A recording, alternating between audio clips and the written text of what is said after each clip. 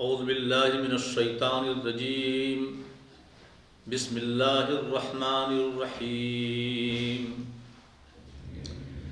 یا ایہا الناس انا خلقناکم من ذکر و انثی وجعلناکم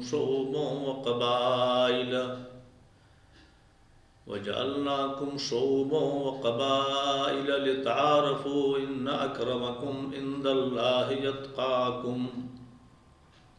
صدق اللہ العلی العظیم۔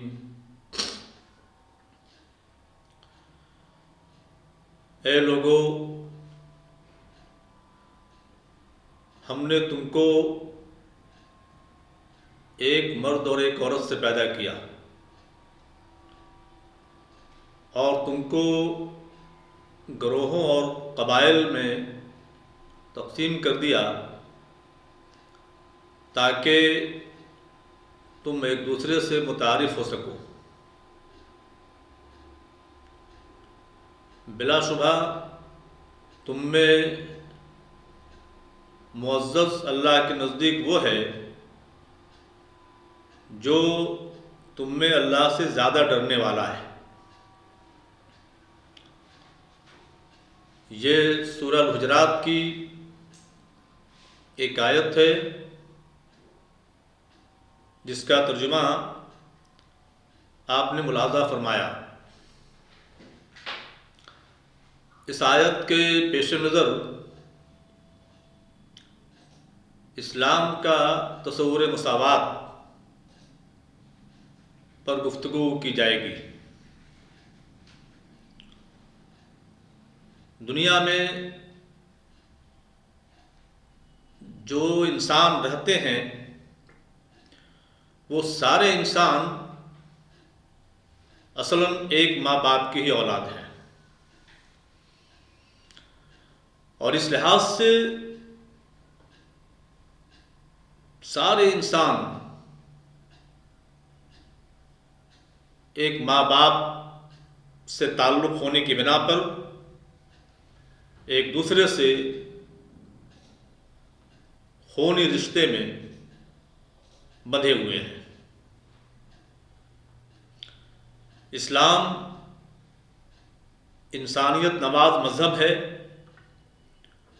اور دوسرے مذاہب میں اس لحاظ سے ممتاز اور نمایاں ہے کہ اس نے برادری کا عالمگیر تصور، یونیورسل کنسپٹ دیا ہے، اور دنیا کے سارے انسانوں کو ایک گھر کے افراد قرار دے کر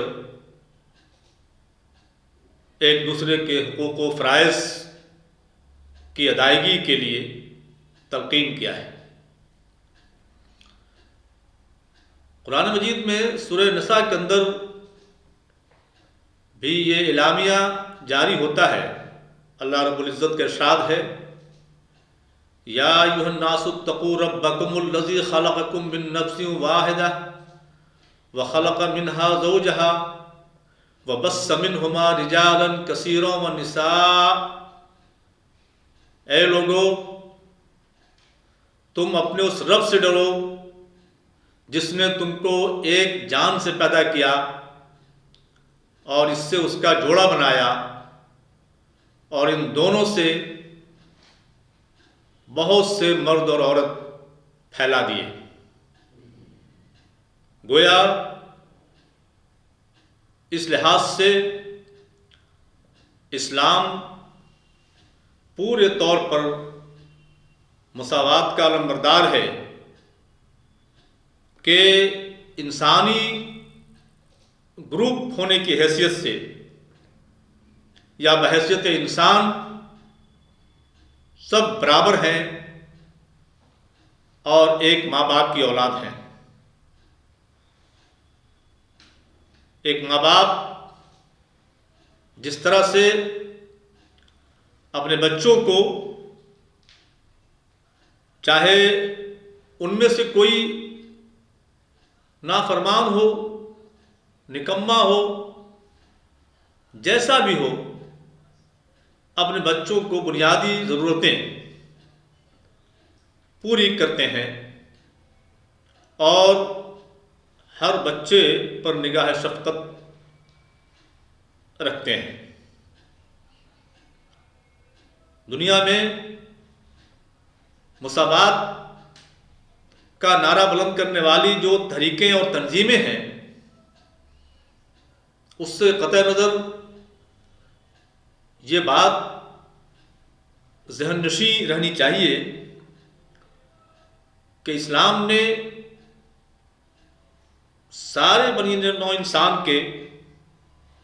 آپس میں حقوق و فرائض متعین کر کے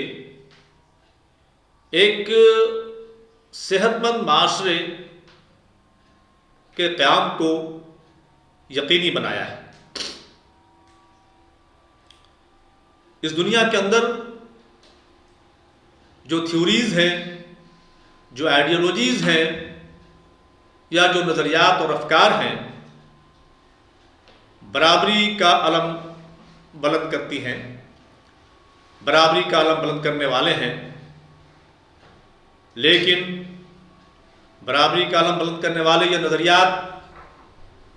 قول کی حد تک تو غازی نظر آتے ہیں، اور دوسرے نقطہ نظر سے یہ برابری کا نقطہ نظر پیش کرنے والے یا برابری کا علم بلند کرنے والے لوگ یہ نتیجے میں برابری کے قائل ہوتے ہیں، لیکن یہ بات بھی پیش نظر رہنی چاہیے کہ عملی طور پر وہ اس سے منحرف نظر آتے ہیں۔ اشتراکیت کا نظریہ ہو یا کوئی اور نظریہ، بلا شبہ جس نظریے کے علمبردار بھی مساوات اور برابری کی بات کرتے ہیں، عام لوگوں کے لیے یہ بڑا دلکش، بڑا اٹریکٹیو ورڈ معلوم ہوتا ہے، لیکن یہ بات فراموش نہیں کی جانی چاہیے کہ اللہ رب العزت نے جب یہ کائنات بنائی ہے تو اس کائنات کے اندر یعنی کسی کو بڑا اور کسی کو چھوٹا اس لحاظ سے کہ رزق میں کسی کو بڑا بنایا اور کسی کو چھوٹا بنایا، اس لحاظ سے کہ نتیجہ عمل میں کسی کو بڑا بنایا اور چھوٹا بنایا، یہ بالکل فطری چیز ہے۔ گویا یہ بات کہی جانی مقصود ہے کہ دوسرے نظریات چاہے نتیجہ عمل میں برابری کے قائل ہوں، جو بلا شبہ غیر فطری ہے، بالکل غیر عقلی ہے، ان ریزنیبل ہے، ان جسٹیفائڈ ہے، اس لیے کہ نتیجہ عمل میں برابری کا مطلب یہ ہے کہ ایک شخص چاہے کام کرے یا نہ کرے، ایک شخص محنت کرے یا نہ کرے، جدوجہد کرے یا نہ کرے، اس کو ہر حال میں روٹی، کپڑا اور مکان یا ضروریات زندگی فراہم کی جائیں گی۔ یہ بات کہ نتیجہ عمل میں سب برابر ہوں، اس میں کوئی شبہ نہیں ہے کہ یہ نظریہ کام چوری کو فروغ دیتا ہے، یہ نظریہ نظم و انصراف کے معاملے کو درہم برہم کرتا ہے، یہ نظریہ ترقی اور کامرانی کے بجائے تنزلی انحطاط کی طرف لے جاتا ہے۔ گویا یہ نظریہ پورے طور پر غیر فطری ہے اور غیر عقلی ہے۔ اللہ رب العزت کا ارشاد ہے واللہ فضل بعضکم علی بعض فی الرزق، اللہ رب العزت نے تم میں سے بعض کو بعض پر رزق میں فضیلت دی، اور یقیناً یہ فضیلت اس دنیا کے اندر اس بنیاد پر بھی ہے کہ جو جتنا عمل کرے گا، جو جتنی کوشش کرے گا، جو جتنی محنت کرے گا اس لحاظ سے اس کو دنیا کا وہ حصہ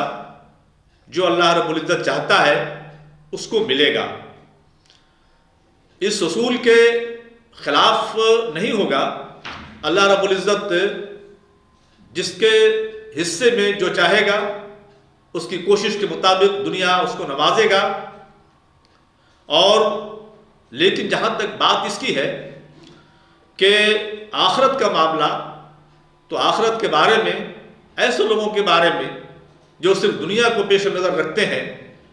اور دنیا کی آسائشوں کو پیش نظر رکھتے ہیں، آخرت کے بارے میں اللہ تعالیٰ نے فرمایا کہ ان کا کوئی حصہ وہاں نہیں ہوگا۔ میں عرض کر رہا تھا کہ اسلام نتیجہ عمل پہ برابری کا قائل نہیں ہے۔ مثال کے طور پر یہ اگر اسلامی حکومت ہے تو وہاں ایک غریب کو، امیر کو، سب کو مواقع فراہم کیے جائیں گے، ذرائع فراہم کیے جائیں گے، اسباب اور وسائل فراہم کیے جائیں گے، لیکن ظاہر ہے نتیجے کے لحاظ سے کوئی ضمانت نہیں لی جائے گی کہ نتیجے میں تم سے برابر ہو جاؤ گے۔ انجسٹیفائڈ نظریہ، یہ ان ریزنیبل نظریہ، اسلام اس کا علمبردار نہیں ہے، اس لیے کہ اسلام سورسز فراہم کرتا ہے، اسلام ذرائع فراہم کرتا ہے، اسلام اسباب فراہم کرتا ہے، اور ان اسباب اور وسائل کو جو جیسے استعمال کر لے، جتنا استعمال کر لے، اس لیے کہ اسباب بھی اللہ تعالیٰ نے پیدا کیے ہیں اور اسباب کو استعمال کرنے کے لیے بھی اللہ تعالیٰ نے حکم دیا ہے، تو جو جتنے اسباب استعمال کرے گا اور جو محنت کرے گا، جو کاوش کرے گا، تو ظاہر ہے پھر اس کے بعد جو نتیجہ عمل اس کے سامنے آئے گا تو فرق ہونا ہی چاہیے۔ ایک مثال کے طور پر یہ بات سمجھائی جا سکتی ہے کہ اگر ایک انسان کے جسم کے ایک ہاتھ کی 5 انگلیاں برابر ہو جائیں تو ہاتھ کا نظام درہم برہم ہو جائے گا، اس لیے کہ ان 5 انگلیوں میں سے، ایک ہاتھ کی 5 انگلیوں میں سے ہر انگلی کا بالکل الگ الگ کام ہے، اور ہر ایک کا وہ کام ہے جو دوسری انگلی سے وہ کام نہیں ہو سکتا ہے یا بدقت ہو سکتا ہے۔ اسی لیے اس دنیا کے اندر جو اللہ تبارک و تعالیٰ نے فضیلت اور برتری رکھی ہے رزق میں اور نتیجہ عمل میں، تو یہ حکمت عملی کی بنیاد پر ہے، دنیا کا نظام چلانے کے لیے ہے، ورنہ اگر ہر شخص امیر ہو جائے، ہر شخص مالدار ہو جائے، ہر شخص برابری میں دولت مند ہو جائے تو پھر دنیا کا نظام ہی نہیں چلے گا، اس زمین پر نظام ہی درہم برہم ہو جائے گا، کوئی کسی کے کام پھر کیوں آئے گا؟ ہر ایک مستغنی اور بے نیاز ہوگا کہ ہمارے پاس مال ہے، دولت ہے، اگر تمہارے پاس مال و دولت ہے تو ہمارے پاس بھی ہے، ہم تمہارے غلام اور تمہارے خادم نہیں بننے جا رہے ہیں۔ تو اللہ رب العزت نے دنیا کا یہ نظام جب فضیلت کی بنیاد پر جو قائم کیا ہے، رزق میں فضیلت جو دیا ہے یا نتیجہ عمل میں جو فضیلت کسی کو ملتی ہے تو اللہ رب العزت کی حکمت اور مصلحت کے مطابق ملتی ہے۔ یہ بات ایک دوسرے پہلو سے بھی لی جا سکتی ہے، آخرت کے لحاظ سے۔ قرآن مجید کے اندر جہاں مرد اور عورت کی بات کی جاتی ہے، احکام الہی جہاں مردوں کے لیے ہیں وہاں عورتوں کے لیے بھی ہیں، اور آخرت کا اجر اور آخرت میں جو فضیلت ہے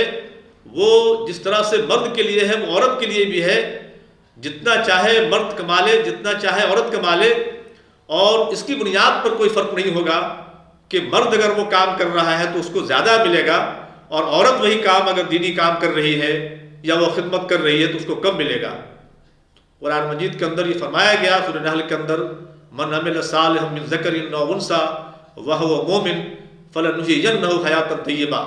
تم میں سے کوئی بھی نیک عمل کرے گا چاہے مرد ہو یا عورت، بشرطے کہ ایمان والا ہو، ہم اس کو اچھی زندگی گزروائیں گے۔ گویا مرد اور عورت کی بنیاد پر کوئی فضیلت نہیں ہے، اگر فضیلت ہے تو تقوی کی بنیاد پر، جیسا کہ بالکل شروع کی آیت میں جو تلاوت آپ کے سامنے کی گئی اور جس کا ترجمہ آپ نے ملاحظہ فرمایا وہاں یہ بات فرمائی گئی کہ ان اکرمکم عند اللہ اتقاکم،